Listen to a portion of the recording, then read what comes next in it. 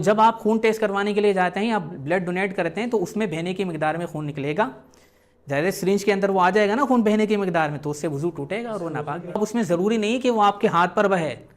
असल मसला ये कि उसके अंदर बहने की सलाहियत हो। तो वो खून टेस्ट करने के लिए जो खून लिया जाता है, सैंपल लेते हैं, इसी तरीके से आप खून जो है वो ब्लड जो डोनेट करते हैं तो उसमें आप बोलेंगे उसमें कहाँ बहा है, ये तो डायरेक्ट जो है वो अंदर चला गया उसके अंदर।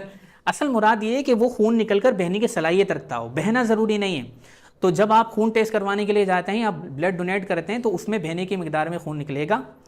ज़्यादा सिरिंज के अंदर वो आ जाएगा ना खून बहने की मिकदार में, तो उससे वुज़ू टूटेगा और वो नापाक भी।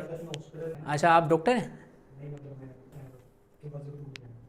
हाँ, वुज़ू टूटेगा ना, बहने की मिकदार में खून निकलेगा, लेकिन रोज़ा थोड़ी टूटेगा उससे। रोज़ा नहीं टूटेगा उससे। नहीं नहीं, रोज़ा उससे नहीं टूटेगा। वो तो आप ब्लड डोनेट भी करके आ जाएं तब भी रोज़ा नहीं टूटेगा। ये एक अलग बात है अगर किसी को ये खौफ है कि वो ब्लड डोनेट करने की वजह से वो इतनी नकाहत तारी हो जाएगी कि इसका रोज़ा पूरा करना मुश्किल हो जाएगा, तो फिर रोज़े की हालत में ब्लड डोनेट करना ये मकरूह होता है, लेकिन रोज़े पर कोई फ़र्क नहीं पड़ेगा।